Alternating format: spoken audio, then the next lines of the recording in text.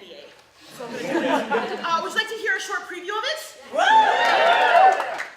Once there was a little girl who was 9 years old, and she was terrified of everything. Her name was Lola.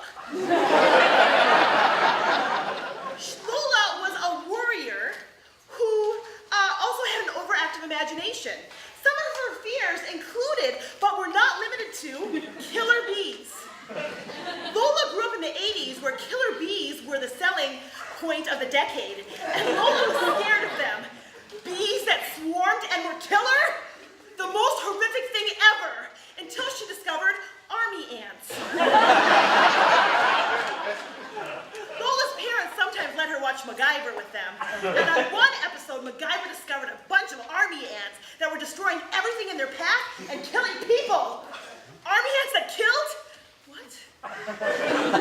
Also, another fear of hers was unsolved mysteries, which her parents also let her watch, which were super scary because they were all true and unsolved.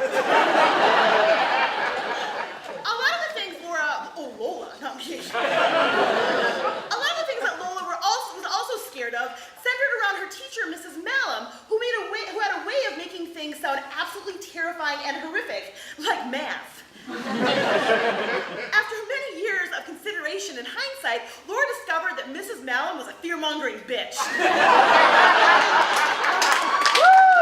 Other things Laura were afraid of oftentimes happened to other people that she thought could maybe happen to herself, like farting in class, and then spontaneously pooping. It happened to Mark Anderson in first grade. It didn't happen to anyone.